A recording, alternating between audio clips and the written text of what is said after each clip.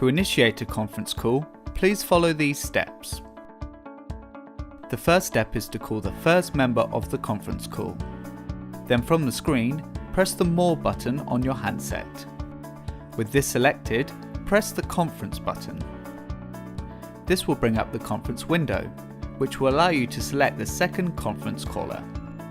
To do this, you can either input the desired number from your keypad, or use the up and down buttons to highlight the caller, and use the central button to confirm.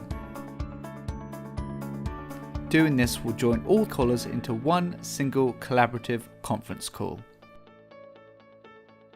To toggle hold a conference call, which affects all participants on the conference call, press the hold button on your handset. When a conference call is on hold, no one in the conference call can hear each other until the hold button is deactivated. To end the conference call, press the End Call button on your handset.